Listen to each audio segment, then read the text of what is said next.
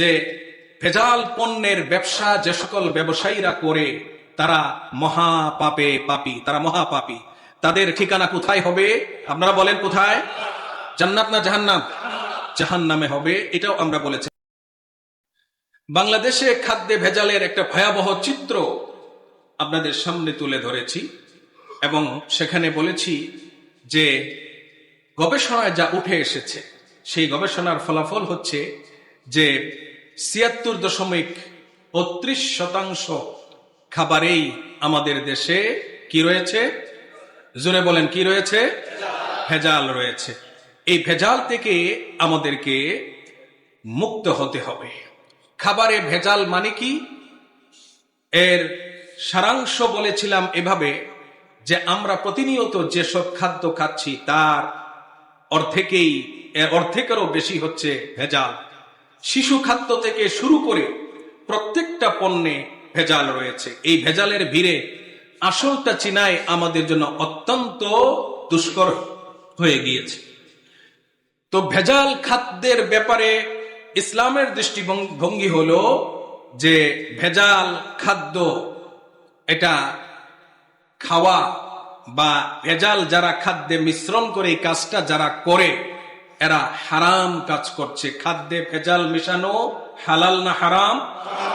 জোরে বলেন, হারাম। তাহলে আসুন আমরা এবার চিন্তা করি যে এই হারাম থেকে আমরা কিভাবে বাঁচবো, জাতিকে কিভাবে আমরা বাঁচাবো। সুপ্রিয় উপস্থিতি, আমরা কোরআন এবং সুন্নাহর দৃষ্টিভঙ্গি তুলে ধরেছিলাম। আমরা প্রথমে বলেছিলাম যে খাদ্যে যারা ভেজাল মিশ্রিত করে এরা পৃথিবীতে ফাসাদ তথা বিশৃঙ্খলা সৃষ্টি করে। ২ নম্বরে বলেছিলাম যে ভেজাল পণ্যের ব্যবসা যে সকল ব্যবসায়ীরা করে তারা মহাপাপে পাপী, তারা মহাপাপী। তাদের ঠিকানা কোথায় হবে? আপনারা বলেন কোথায়? জান্নাত না জাহান্নাম? জাহান্নামে হবে, এটাও আমরা বলেছিলাম। ৩ নম্বর পয়েন্টে গিয়ে আমরা শেষ করেছিলাম, বলেছিলাম যে খাদ্যে ভেজাল মিশানো এটা ধোঁকা এবং প্রতারণা। এটা ধোঁকা এবং প্রতারণা। বিশ্বনবীর যুগেও এক ব্যক্তি ভুলক্রমে খাদ্যের মধ্যে তার ভেজাল ধরা পড়েছে। আল্লাহর নবী তাকে শাসিয়েছেন। আল্লাহর নবী তাকে সতর্ক করে দিয়ে গোটা মুসলিম মিল্লাতের জন্য একটি বাণী রেখে গিয়েছেন। তিনি বলেছেন, মান গাশশা ফালাইসা মিন্না, যে ব্যক্তি মানুষের সাথে প্রতারণা করে, ধোঁকাবাজি করে, রাসূল বলেছেন সে আমার উম্মতের অন্তর্ভুক্ত নয়। তাহলে কত বড় মারাত্মক কথা।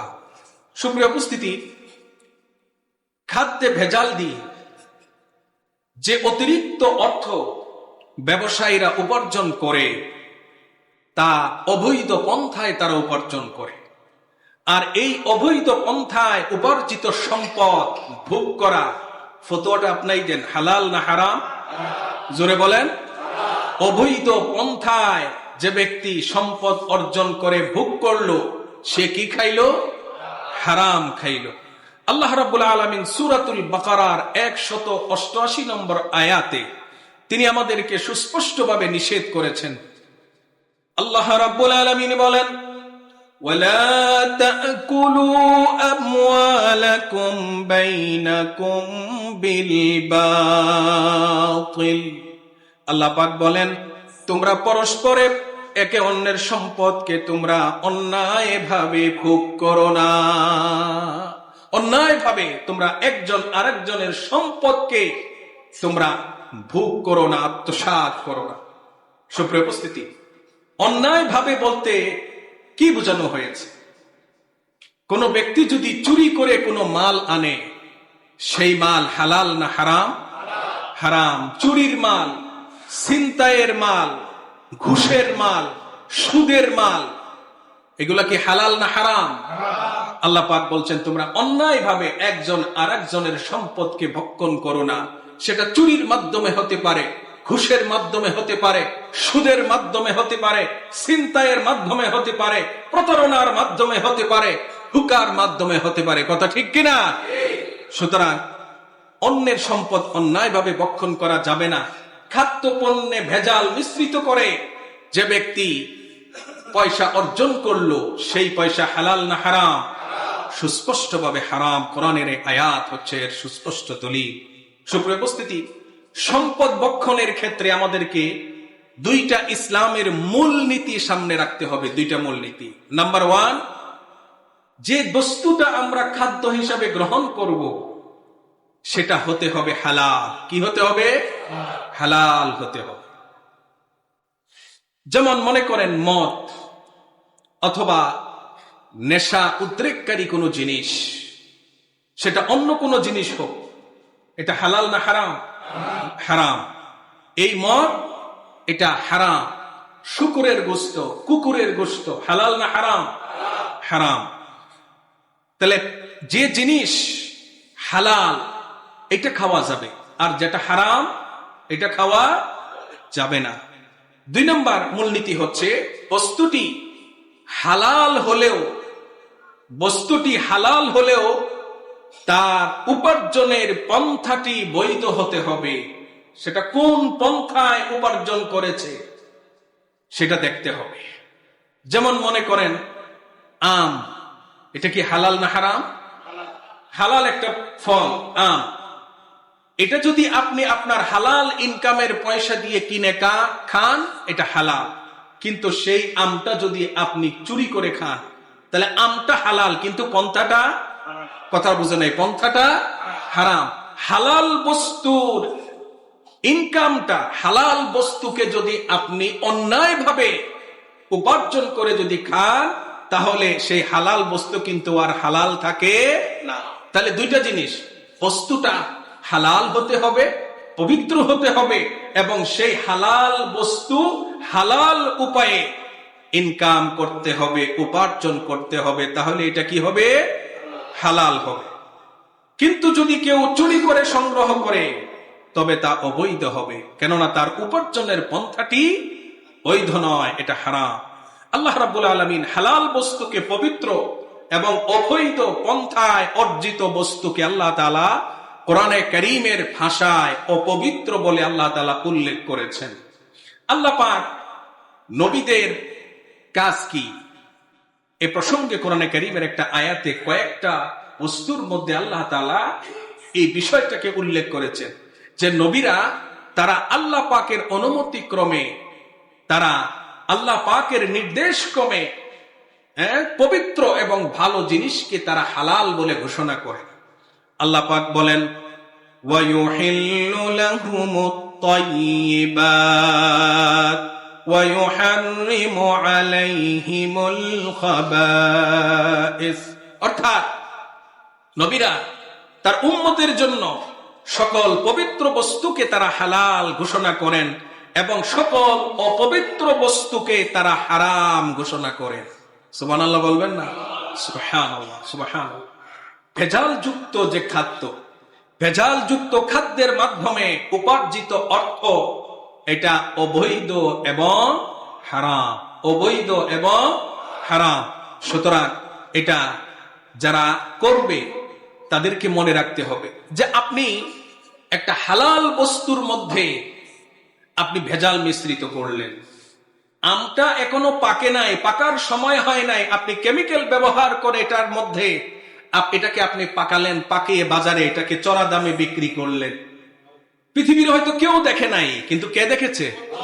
জোরে বলেন আল্লাহ রাব্বুল আলামিন বলেন সূরাতুল হাদীদে, আল্লাহ রাব্বুল আলামিন বলেন ওয়া হুয়া মাআকুম আইনামা কুনতুম ওয়াল্লাহু বিমা তা'মালুনা বাসীর। আল্লাহ রাব্বুল আলামিন বলছেন বান্দারা সাবধান হয়ে যাও, তুমি যেখানে আমি সেখানে। ওয়া হুয়া মাআকুম, তিনি তার কুদরতের মাধ্যমে, আল্লাহ পাক আরশে সমাসীন, কিন্তু তিনি তার কুদরতের মাধ্যমে তিনি সব দেখেন, সব শুনেন, সবকিছু পর্যবেক্ষণ করেন। তিনি তার কুদরতের মাধ্যমে তুমি যেখানেই থাকো না কেন তার কুদরতের ক্যামেরা তোমাকে ফলো করছে, তুমি এর থেকে বাইরে যেতে পারবে না। ওয়া হুয়া মাআকুম, তিনি তোমাদের সাথে আছেন যেখানেই তোমরা থাকো না কেন, মহাশূন্যে থাকো অথবা জমিনের গভীরে থাকো অথবা গহীন জঙ্গলে থাকো, অথবা সমুদ্রের অতল গহ্বরে থাকো না কেন, তিনি তোমাকে পর্যবেক্ষণ করছেন। তিনি কে? জোরে বলেন, তিনি কে? তিনি শুধু তোমাদের সাথেই নন, বরং তোমরা যে সকল কাজ করো আল্লাহ রাব্বুল আলামিন তিনি সব কিছু দেখছেন, তিনি সব কিছু পর্যবেক্ষণ করছেন। সুবহানাল্লাহ, সুবহানাল্লাহ। সেই আল্লাহ পাক আছেন না নাই? শুধু তাই নয়, সূরাতুল হুজুরাতের 18 নম্বর আয়াতে আল্লাহ পাক বলেন, ইন্নাল্লাহা ইয়ালামু গায়বাস সামাওয়াতি ওয়াল আরদ। আল্লাহ রাব্বুল আলামিন আসমান এবং জমিনের, নভমণ্ডল এবং ভূমণ্ডলের যে সকল বিষয় আমাদের মতো ক্ষুদ্র জ্ঞানের অধিকারী মানুষের চোখের আড়ালে, আমাদের দৃষ্টির আড়ালে, আমাদের জ্ঞানের বাইরে অদৃশ্যে যে সকল বিষয় রয়েছে, এগুলো কে জানেন? জোরে ঘুমায় গেছেন, কে জানেন? আরো জোরে বলেন, আল্লাহ পাক জানেন। কিভাবে জানেন? তাফসীরের কিতাবে আসছে, সমুদ্রের অতল গহ্বরে কি আছে আল্লাহ পাক জানেন। কে জানেন? আল্লাহ পাক জানেন। অনেক সময় যেখানে লাইট নাই, রাতের আধার আমাদের চোখের সামনে থেকে অনেক কিছুকে অদৃশ্য করে রাখে, কিন্তু এগুলোকে কে দেখেন? আল্লাহ পাক দেখেন। এখন বৃষ্টির মৌসুম চলছে, চট্টগ্রামে যেখানে বৃষ্টি হলো, ওই অঞ্চলে কতটা ফুটা বৃষ্টি হলো মানুষের পক্ষে হিসাব করা সম্ভব নয়। একটা একটা ফুটা করে হিসাব বলে দিতে পারেন একজন, তিনি কে? জোরে বলেন, আল্লাহ। তাহলে মানুষের মনের মধ্যে যে সকল দুষ্টামি লুকায়িত থাকে, অন্যের ক্ষতি করা অথবা অন্যের ব্যাপারে যে সকল পরিকল্পনা মনের মধ্যে ঘুরপাক খাচ্ছে, অন্যকে ক্ষতি করা, এগুলো মনে হয় আল্লাহ জানেন না? জানে? আল্লাহ রাব্বুল আলামিন তিনি বলেন, আমি শুধু জানি এমন নয়, ওয়ামা তাসকুতু মিন ওয়ারাকাতিন ইল্লা ইয়ালামুহা। এই পৃথিবীতে কত রকমের গাছপালা আছে, এই গাছপালা কত রকম, এক একটা গাছের পাতা এক এক রকম। আল্লাহ রাব্বুল আলামিন বলেন, কোরআনে কারীমে বলেন, কোন গাছের থেকে একটা শুকনা পাতা যদি বৃত্তচ্যুত হয়ে মাটিতে পড়ে, আমি আল্লাহ এর হিসাব রাখি। কে রাখেন? জোরে বলে, আল্লাহ পাক রাখেন। এজন্যে খাদ্যে ভেজাল দিয়ে আপনি মানুষকে ধোঁকা দিতে পারবেন, কিন্তু একজনকে ধোঁকা দেওয়া সম্ভব নয়। তিনি কে? আল্লাহ পাককে ধোঁকা দেওয়া সম্ভব নয়। প্রিয় বন্ধুগণ, এই খাদ্য দ্রব্যে ভেজাল দেওয়া ইসলামের দৃষ্টিতে মানুষকে মৃত্যুর মুখে ঠেলে দিয়ে হত্যা করার শামিল। নাউজুবিল্লাহ বলে। বন্ধুগণ, মানুষকে হত্যা করা এটা কি জায়েজ? কি বলেন, জায়েজ? আয়নাগরে যাদেরকে হত্যা করা হয়েছে, জায়েজ? জায়েজ করা হয়েছে। যাদেরকে গুম করে হত্যা করা হয়েছে, কর্ণফুলী নদীতে যাদের পেটের ভিতরে পাথর ভরে যাদেরকে ফেলে দেওয়া হয়েছে হত্যা করে, গুম করে, এদের হিসাব কে রেখেছেন? জোরে বলেন। ওই সমস্ত খুনের বিচার যেমন হবে, আল্লাহ রাব্বুল আলামিন বলেন, খাদ্যদ্রব্যে তুমি ভেজাল মিশ্রিত করে ধীরে ধীরে অসুস্থ বানায়া মানুষকে মৃত্যুর দিকে ধীরে ধীরে ঠেলে দিয়েছো। কোটি কোটি বনি আদমের ক্ষতি তোমরা করেছো ব্যবসায়ীরা। মনে রেখো, আল্লাহ পাক তিনি বলে হুঁশিয়ার করে দিচ্ছেন সূরা আনআমের 151 নম্বর আয়াতে। আল্লাহ রাব্বুল আলামিন বলেন, ওয়ালা তাকতুলুন নাফসাল্লাতী হারামাল্লাহু ইল্লা বিল হক ওয়ালা তাকতুলুন নাফস। হে মানব সকল, মনে রেখো, ন্যায্য কারণ ব্যতীত, ন্যায় সঙ্গত কোন কারণ ব্যতীত তোমরা কাউকে হত্যা করবে না। এই হত্যা করাটা আল্লাহ পাক হারাম করে দিয়েছেন। কি করে দিয়েছেন বলেন তো? হারাম করে দিয়েছেন। কোরআনের অন্য আয়াতে আছে, অন্যায় ভাবে একটা মানুষকে মারা মানে গোটা মানব জাতিকে হত্যা করার শামিল। ঠিক কিনা ভাই? এই খুন, গুম, এর রাজনীতি আমরা বিগত 55 বছর থেকে আমরা বাংলাদেশে দেখছি। এই খুন এবং গুম অন্যায়ভাবে মানুষকে হত্যা করার যে রাজনীতি, এটা কখনো রাজনীতি হতে পারে না, এটা হচ্ছে ফেসিবাদ। এটার নাম কি? জোরে বলেন, ফেসিবাদ।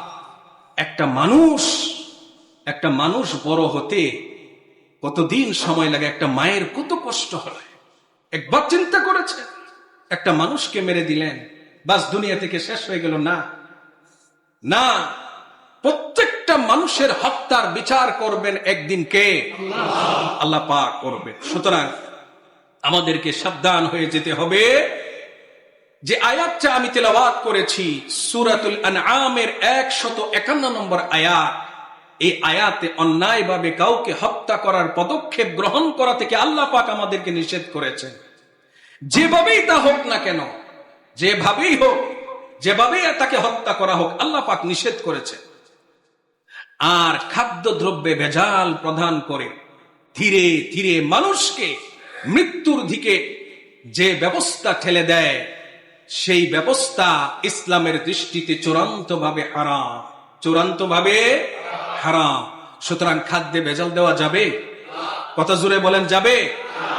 ইসলামের দৃষ্টিভঙ্গি হলো যে যারা খাদ্যে ভেজাল দেয় তাদের উপার্জিত অর্থ এটা অবৈধ, এটা আগেই বলেছে, এটা হারাম।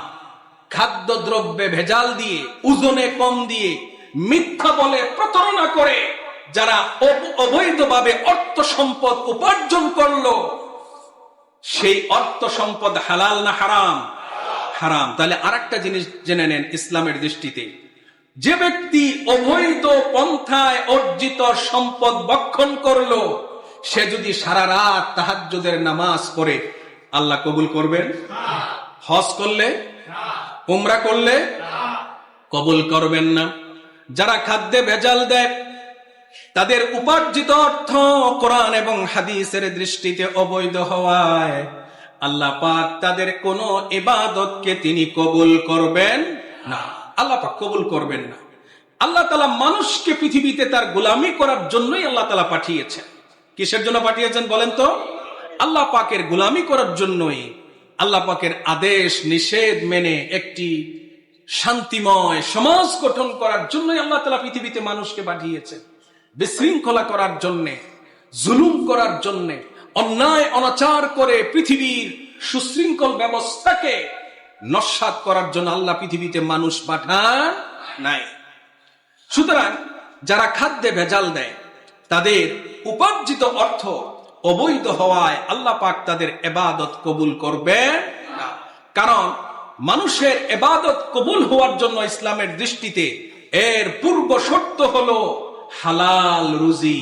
আপনার ইনকাম হালাল হতে হবে। ইনকাম কি হতে হবে? হালাল হতে হবে। হালাল রুজি হচ্ছে এর পূর্ব শর্ত। হারাম রুজির মাধ্যমে, হাদিসের ভাষায়, যে শরীরে রক্ত এবং মাংস তৈরি হয়, সেই রক্ত মাংসের শরীর দ্বারা যদি ইবাদত করে, নামাজ পড়ে, রোজা রাখে, হজ করে, আল্লাহ পাক এগুলো কবুল করবেন। কথা বলেন, কবুল করবেন? আল্লাহ পাক এগুলোকে কবুল করবেন না।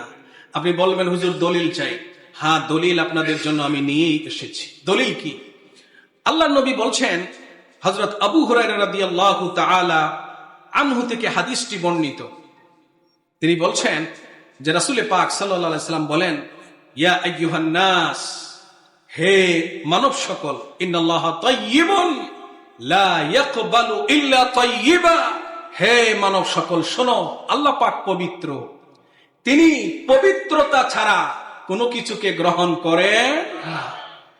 খাদ্যদ্রব্যে ভেজাল দিয়ে আপনি যে পয়সা ইনকাম করেছেন সেটা কি পবিত্র না অপবিত্র?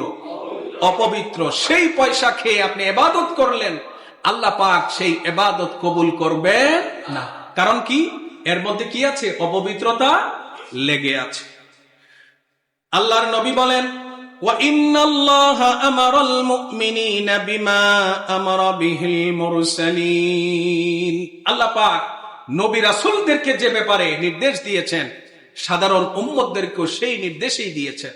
কি বলেছেন? আল্লাহ পাক বলেছেন, ইয়া আইয়ুহার রাসূলু কুলু মিনাত তাইয়্যিবাতি ওয়া আমালু সালিহা। ইন্নী বিমা তা'মালুনা আলীম। আল্লাহ পাক বলছেন, ইয়া আইয়ুহার রাসূল, হে নবী এবং রাসূলগণ, কুলু মিনাত তাইয়্যিবাত, আপনারা খান ওই সমস্ত জিনিস যেগুলো পবিত্র অর্থাৎ হালাল, ওয়া আমালু সালিহা, এবং নেক কাজ করুন, ইন্নী বিমা তা'মালুনা আলীম, আপনারা যা করবেন আমি কিন্তু সব ব্যাপারে জানি, সব কিছু আমার কাছে রেকর্ড হচ্ছে। রেকর্ড হচ্ছে কার কাছে? জোরে বলেন, আল্লাহর কাছে। ঠিক সেই নির্দেশটা আল্লাহ পাক ঈমানদারদেরকে দিয়েছেন। আল্লাহ পাক বলেন, ইয়া আইয়ুহাল্লাযীনা আমানু কুলু মিন তাইয়্যিবাতি মা রাযাকনাকুম, ওহে তোমরা যারা ঈমান এনেছো, তোমরা আমার দেওয়া রিজিকের মধ্য থেকে যেগুলো ভালো, স্বাস্থ্যসম্মত, সুস্বাদু, রুচিসম্মত, ভিটামিন যুক্ত, হালাল, এগুলো তোমরা খাও, এগুলোকে তোমরা খাও। এরপরে হালাল খাওয়ার কথা বলার পরে আল্লাহর নবী একটা কথা বলেছেন। কি বলেছেন? তিনি বলেছেন যে কোন এক ব্যক্তি দীর্ঘ সময় সফরে ছিল, দীর্ঘ সময় সফরে ছিল। আর আমরা জানি যে আল্লাহ পাক মুসাফিরের দোয়া ফিরিয়ে দেন না, মা বাবার দোয়া ফিরিয়ে দেন না, মুসাফিরের দোয়া ফিরিয়ে দেন না, মাজলুমের দোয়া কি বলেন ফিরিয়ে দেন, মাজলুমের দোয়া আল্লাহ তাআলা ফিরিয়ে দেন না। তো এক ব্যক্তি দীর্ঘ সময় সফরে ছিল, দীর্ঘ সময় সফরে থাকার কারণে সে নিয়মিত গোসল করার সুযোগ পায় নাই, এজন্য শরীরের মধ্যে ধুলো ময়লা, আবার কাপড় পরিষ্কার করারও সময় পায় নাই, কাপড়গুলো ময়লা যুক্ত হয়ে আছে, ময়লা যুক্ত কাপড়, শরীরে ধুলিবালি, মাথার চুলগুলো উস্কো কুস্কো হয়ে আছে, চুল কাটারও সে সময় পায় নাই।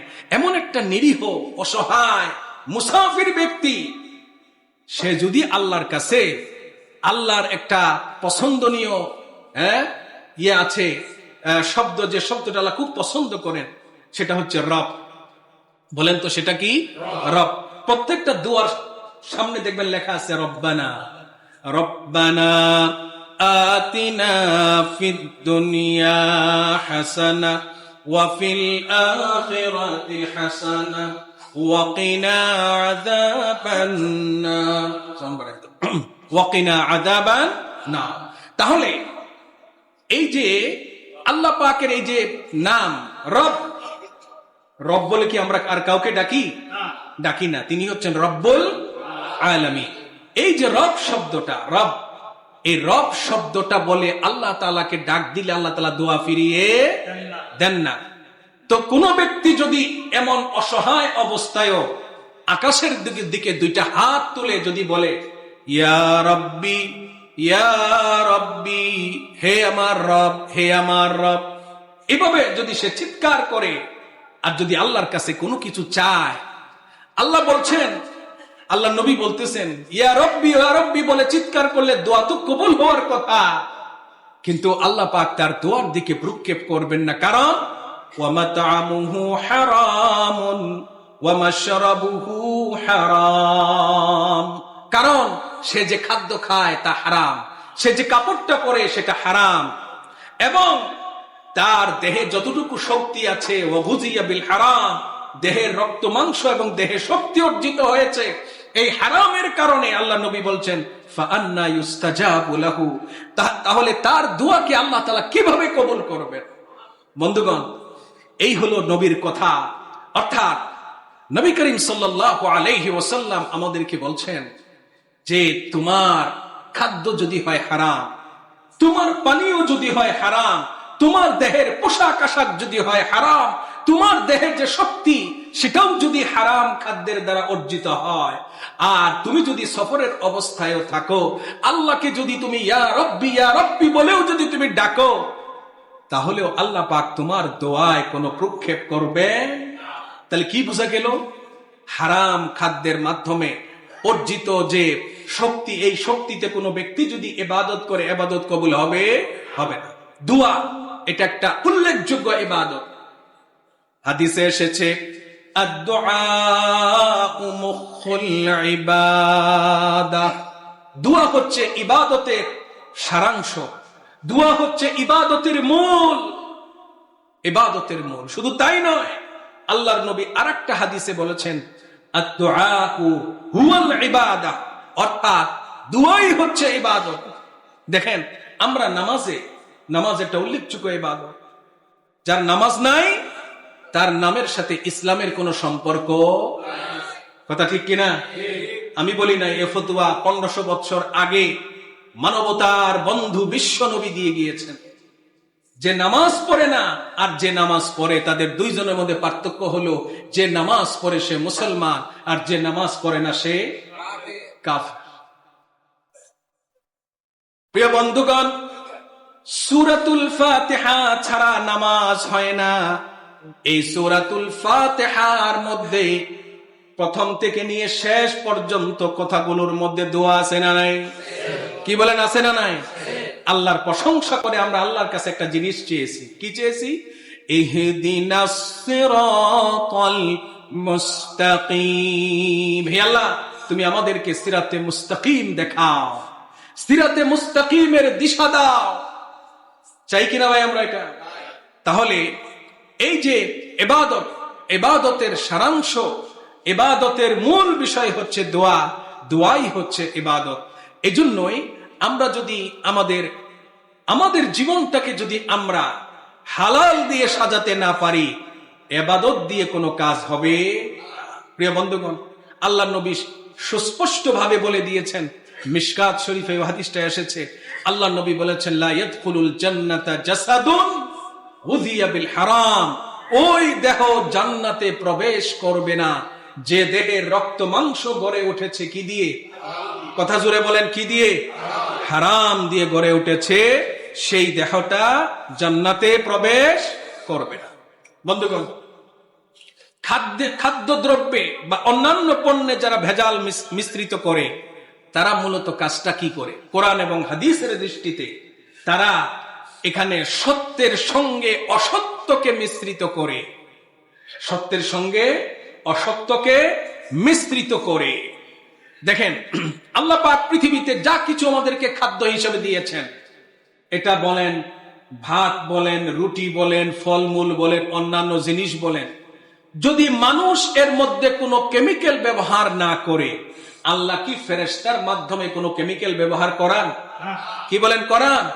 আজ থেকে 50 বছর আগে, 60 বছর আগে আমাদের বাপদাদারা যারা কৃষি কাজ করত, তাদের জমিনের মধ্যে তারা কোনো কেমিক্যাল ব্যবহার করত না। তখন কি তারা না খেয়ে মারা গেছেন? কি বলেন, না খেয়ে মারা গিয়েছেন? না খেয়ে মারা যান নাই। আমার দাদির কথা বলতে পারি, আমি যেটা নিজের চোখে দেখেছি, তিনি 70 বছর পরে মনে হয় হয়তো 1-2টা ট্যাবলেট খেয়েছে।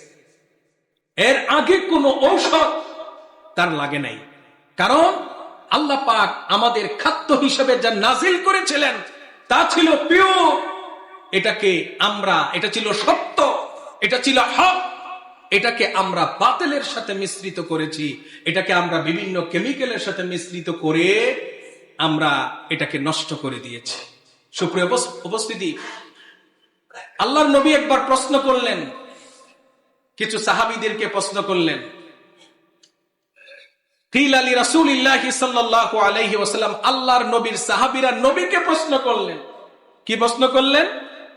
আয়াকুনুল মুমিনু জাবানা, হে আল্লাহর রাসূল, কোন মুমিন কি কাপুরুষ, দুর্বল হতে পারে? ফাকালা নাম, নবী বলেন হ্যাঁ, বলে হতেও পারে, এটা অসম্ভব কিছু না।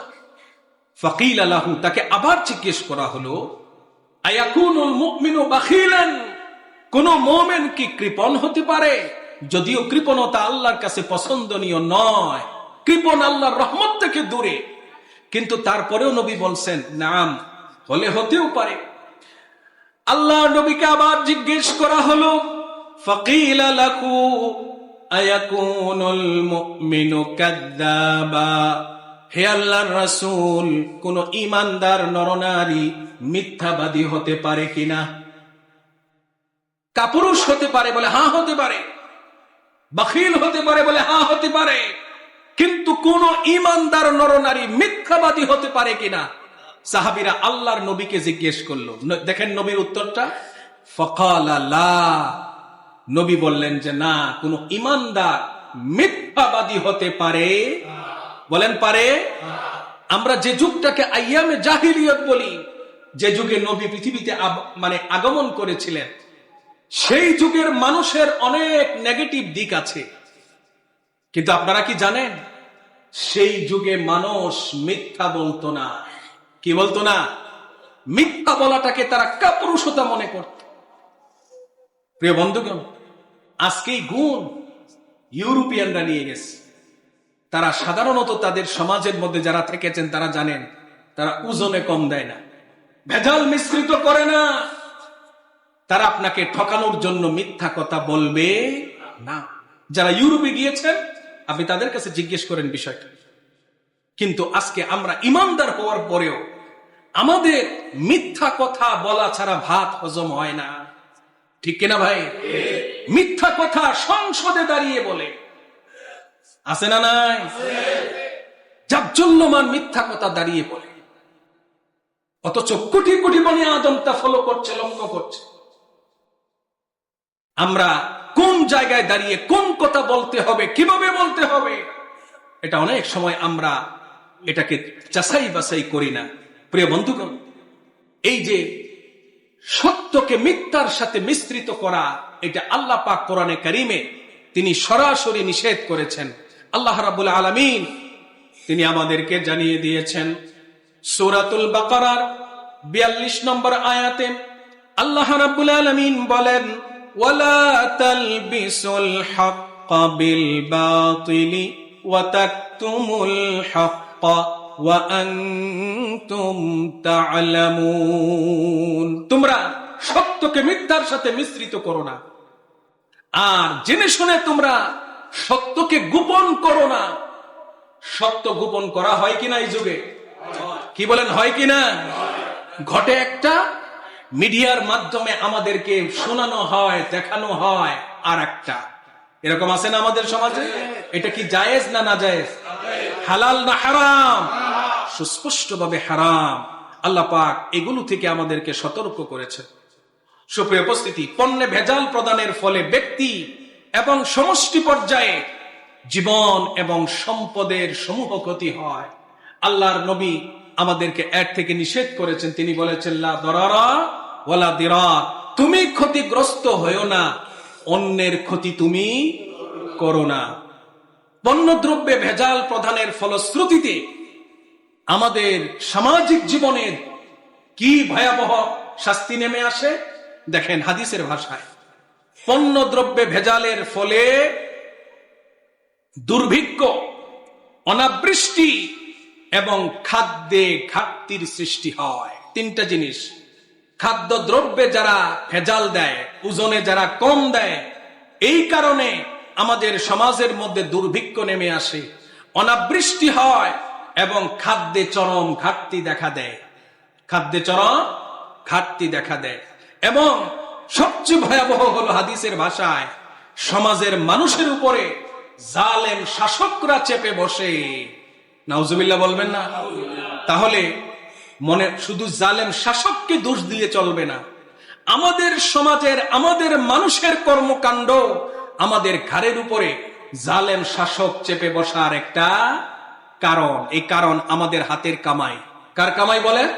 আমাদের হাতের কামাই। কোরআনে কারিমে আল্লাহ তাআলা বলছেন, বান্দার শাস্তিটা তার আমলের অনুরূপ হয়, যেটাকে বাংলা ভাষায় বলে যেমন কর্ম তেমন ফল। কোরআনে কারিমের সূরাতুন নাবার 26 নম্বর আয়াতে আমার আল্লাহ পাক বলেন, জাযাআও ওয়াফাকা, তোমাকে যে শাস্তি দেওয়া হচ্ছে, তোমাকে যে প্রতিদান দেওয়া হচ্ছে, এটা তোমার আমলের প্রতিফলন, তোমার আমলের প্রতিবিম্ব। আয়নার সামনে যখন আপনি দাঁড়াবেন, আপনি যা পোশাক পরবেন, যেমন সুরত নিয়ে দাঁড়াবেন, আয়না ঠিক সেটাই আপনাকে দেখাবে। ঠিক কিনা ভাই? এটাকে বলা হয় প্রতিবিম্ব। তাহলে আমাদের আমলের কারণে আমাদের যে শাস্তি, সেটা আমাদের আমলের প্রতিবিম্ব। যদি ভালো হয় তাহলে ভালো, যদি খারাপ হয় তাহলে খারাপ। আল্লাহ পাক বলেন, তুমি যেমন আমল করবা তেমন তুমি ফল পাবা। ফাজকুরুনি আযকুরুকুম, আল্লাহ বলছেন তোমরা আমাকে স্মরণ করো, তাহলে আমিও তোমাদের কি করব? স্মরণ করব। সুপ্রিয় উপস্থিতি, আজকে আমরা এই যে আমরা আজকে সমাজের মধ্যে যে সকল শাস্তির সম্মুখীন আমরা হচ্ছি, আল্লাহর নবী বলছেন একটা হাদিসের মধ্যে যে হে মুহাজির সম্প্রদায়, 5টা বিষয়ে যদি তোমাদেরকে পরীক্ষা নেওয়া হয়, আমি আল্লাহর কাছে পানা চাই আল্লাহ পাক যেন তোমাদেরকে পরীক্ষা না নেন। সেই 5টা বিষয়ের মধ্যে একটা বিষয় হলো, যদি কোনো জাতি, যদি কোনো সম্প্রদায় ওজনে কম দেয়, তাহলে তাদের শাস্তি কি হবে? তাহলে তাদের সমাজে দুর্ভিক্ষ ছড়িয়ে পড়বে এবং তারা তাদের জীবনে দুর্ভিক্ষ ছড়িয়ে পড়বে, নানা রকম বালা মুসিবত তাদের সমাজে দেখা দিবে এবং ওয়াজাউরুস সুলতানে আলাইহিম, এবং জালেম শাসককে আল্লাহ পাক তাদের ঘাড়ে চাপিয়ে দিবে যদি তারা এ ধরনের কাজ করে। সুতরাং আমাদেরকে মনে রাখতে হবে যে পণ্যে ভেজাল দেওয়া, যার অন্যতম একটা উপায় হচ্ছে ওজনে কম দেওয়া। এই ওজনে কম দিলেও আমাদের সমাজে আমাদের উপরে শাস্তি আসবে কিনা? কি বলেন, আসবে কিনা? অবশ্যই আসবে। এই ওজনে যারা কম দেয় তারা মূলত এই কাজটা করে লোভের বশবর্তী হয়ে, কি হয়ে বলেন তো? লোভের বশবর্তী হয়ে কাজটা করে। সে আরো টাকা কামাই করতে চায়, আরো ধনী হতে চায়, আরো বড় লোক হতে চায়। আল্লাহ পাক আমাদের ভিতরে 6টা রিপু দিয়েছেন। একটার নাম হচ্ছে কাম, আর একটার নাম হচ্ছে ক্রোধ, আর একটার নাম হচ্ছে লোভ, আর একটার নাম হচ্ছে মোহ, আর একটার নাম হচ্ছে মদ। মদ মানে হচ্ছে গর্ব, অহংকার। আর একটার নাম হচ্ছে মাৎসর্য। মাৎসর্য মানে হচ্ছে ঈর্ষা। এই 6টা শত্রু আমাদের দেহের ভিতরে আছে। এগুলোকে বাংলায় বলা হয় ষড়রিপু। কি বলা হয় বলেন তো? ষড়রিপু, 6টা শত্রু। এগুলোকে আল্লাহ পাক আমাদের ভিতরে দিয়েছেন যেন আমরা এগুলোকে নিয়ন্ত্রণ করে যেন আমরা কামিয়াব হতে পারি। কিন্তু আমরা অনেক সময় এর গোলামে পরিণত হয়ে যাই, নিয়ন্ত্রণ করতে পারি না, আমরা এর গোলামে পরিণত হয়ে যাই। এই জন্য যারা খাদ্যদ্রব্যে যারা ভেজাল মিশ্রিত করে, এরা কি করে? এরা নিজেদের কাম, ক্রোধ এগুলোকে তারা সংবরণ করতে পারে না, তারা এই লোভকে সংবরণ করতে পারে না। এজন্যই তারা এগুলোর গোলামে পরিণত হয়। তা আমাদেরকে লোভ সংবরণ করতে হবে। সুপ্রিয় উপস্থিতি, আমি আমার আলোচনার শেষ পর্যায়ে এসে এখন আমাদেরকে বুঝতে হবে যে আমরা খাদ্যদ্রব্যে ভেজাল, আমাদের জীবন চরম ঝুঁকিতে আছে। এই ঝুঁকি থেকে আমাদের জীবনকে বাঁচাতে হলে আমাদের করণীয় কি? প্রিয় বন্ধুগণ, আমাদের করণীয় কি এ সম্পর্কে আমাদেরকে প্রথমেই বুঝতে হবে যে আখেরাতে আমাদেরকে জবাবদিহি করতে হবে। কি করতে হবে বুঝেন তো? আখেরাতে আমাদেরকে জবাবদিহি করতে হবে প্রত্যেকটা মানুষকে। আল্লাহর নবী একদিন সাহাবীদেরকে জিজ্ঞেস করলেন, আচ্ছা তোমরা বলো তো তোমাদের মধ্যে সবচাইতে দরিদ্র কে? সাহাবীরা বলল, আমাদের মধ্যে সবচেয়ে দরিদ্র সেই ব্যক্তি যার কোনো টাকা পয়সা নাই, বাড়িঘর নাই, ধন সম্পদ নাই। আল্লাহ নবী বললেন যে না, উত্তরটা ঠিক হয় নাই। তোমাদের মধ্যে সবচেয়ে গরিব, সবচাইতে মিসকিন ওই ব্যক্তি যে ব্যক্তি কিয়ামতের দিন অনেক নামাজ নিয়ে আসবে, রোজা নিয়ে আসবে, যাকাত নিয়ে আসবে। সে মনে করবে আমি তো খুব তাড়াতাড়ি দৌড় দিয়ে জান্নাতে প্রবেশ করব। আল্লাহ বলবে যে না, থামো, তোমার সাথে হিসাব নিকাশ আছে। ওই ব্যক্তির অনেক নামাজ আছে, রোজা আছে, হজ আছে, উমরা আছে, যাকাত আছে, সবকিছু আছে, কিন্তু আল্লাহ পাক থামিয়ে দিয়ে বলবেন তোমার কাছে মানুষের অনেক পাওনা আছে। কি পাওনা? তুমি দুনিয়াতে থাকতে অমুককে গালি দিয়েছিলে, অমুককে মিথ্যা অভিযোগে অভিযুক্ত করেছিলে, অমুককে তুমি হত্যা করেছিলে, অমুককে তুমি অন্যায় ভাবে মেরেছিলে। এরা এখন সবাই তোমার কাছে পাওনা আদায় করার জন্য আসছে। তুমি কি দিয়ে দিবা? বলে আল্লাহ আমার কাছে তো কোনো টাকা পয়সা নাই, আমি কি দিয়ে এর বদলা দিব? বলে এরা তোমাকে মাফ করবে না, এরা তোমাকে মাফ করবে না, আর তোমার কাছে বদলা নিবে। বলে বদলা কি দিয়ে দিবা? বদলা আজকে দেওয়া হবে তোমার নেকিগুলো, তোমার সওয়াবগুলো, নামাজের সওয়াব, রোজার সওয়াব, যাকাতের সওয়াব, হজের সওয়াব, এগুলো দিয়ে তাদেরকে আজকে বদলা দেওয়া হবে। দিতে দিতে দেখা যাবে তার সমস্ত নেকি শেষ। এটা আমি কাহিনী বলতেছি না, কিয়ামতের দিনের ঘটনা যা নবী বলেছেন সেটা বলছি, সব শেষ, কিন্তু পাওনাদার রয়ে গেছে। পাওনাদাররা বলবে আমরা মাফ করব। তখন ওই পাওনাদারদের গুনাহ ওই ব্যক্তির ঘাড়ে চাপিয়ে দিয়ে ওই ব্যক্তির এত নামাজ রোজা থাকা সত্ত্বেও তাকে জাহান্নামে নিক্ষেপ করা হবে। এটা হলো মানুষের হক নষ্ট করার কারণে। যারা খাদ্যদ্রব্যে ভেজাল দেয় তারা মানুষের হক নষ্ট করে। আখিরাতের ভয় যদি তাদের অন্তরে থাকে তাহলে এর মাধ্যমেই শুধু সম্ভব তাদেরকে কি করা, ভালো করা। অন্যথায় তাদেরকে শুধু আইন করে আপনি তাদেরকে ভালো করতে পারবেন না। সুপ্রিয় উপস্থিতি, আমি একটা বিষয়ে আপনাদের দৃষ্টি আকর্ষণ করছি। আমরা দেখেন, আইনের কথা বললেই আমরা মনে করি যে এটা সরকারের দায়িত্ব। হ্যাঁ, সংসদে আইন করবে, খাদ্যদ্রব্যে ভেজাল দেওয়া যাবে না, এটা দিলেই মৃত্যুদণ্ড, আইন হতে পারে। কিন্তু আইন করে শুধু মানুষকে ভালো করা যাবে না যতদিন পর্যন্ত মানুষের মনের মধ্যে নীতি নৈতিকতা বোধ জাগ্রত করা না যাবে। আর এই কাজটাই আমরা মসজিদের খতিবেরা করে থাকি, রাষ্ট্রের একটি বড় দায়িত্ব আমরা পালন করে থাকি। কথা ঠিক কিনা? সুপ্রিয় উপস্থিতি, বর্তমান সরকারের বয়স মাত্র 5 মাস। শিশু মাত্র 5 মাস। এই সরকার একটি ভঙ্গুর অবস্থায় দেশের দায়িত্ব নিয়েছে। বিগত 17 বছরে যে ময়লা আবর্জনা, সেই ময়লা আবর্জনা পরিষ্কার করতেও তো সময় লাগবে, লাগবে কিনা ভাই? লাগবে, তাকে সময় দিতে হবে। 17 বছরের দুর্নীতি তথা ময়লা আবর্জনা পরিষ্কার করে একটা আত্মনির্ভরশীল সুখী সমৃদ্ধ বাংলাদেশ উপহার দেওয়ার জন্য বর্তমান যে সরকার এবং প্রধানমন্ত্রী তিনি তো প্রতিশ্রুতিবদ্ধ।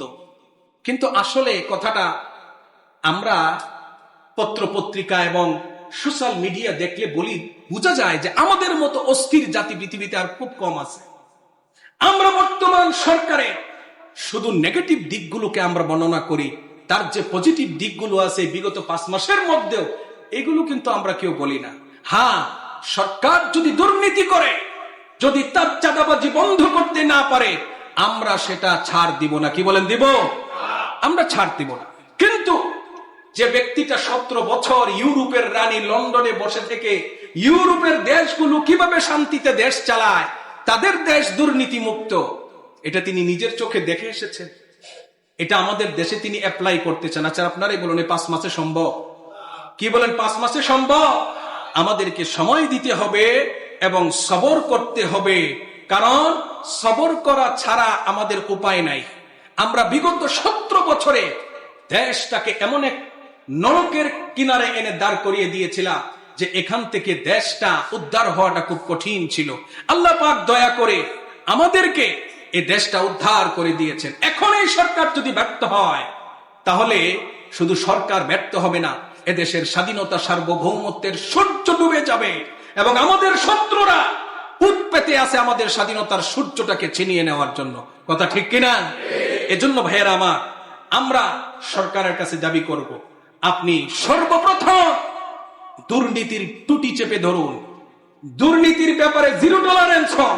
চাঁদাবাজি বন্ধ করতে হবে এবং এদেশের মানুষের দুঃখ দুর্দশা লাঘবের জন্য সরকারি দল এবং বর্তমানে যারা বিরোধী দল আছে তাদেরকে যৌথভাবে উদ্যোগ নিতে হবে। একা সব সরকারের দায়িত্ব না। সরকার যদি ব্যর্থ হয়, আল্লাহ না করো, তাহলে বিরোধী দলের এমপিদেরকেও কিন্তু মানুষ রাস্তায় হাঁটলে ছাড়বে না। কথা ঠিক কিনা? কি বলেন, কথা ঠিক কিনা? আমরা মনে করি এই দুর্নীতি, খাদ্যে ভেজাল সহ এই জাতির যত দুর্দশা আছে তা ধীরে ধীরে দূর করার জন্য আমাদের বর্তমান প্রধানমন্ত্রী তিনি উদ্যোগ নিবেন। আমরা তার জন্য দোয়া করছি, আল্লাহ পাক তাকে হেফাজত করুক।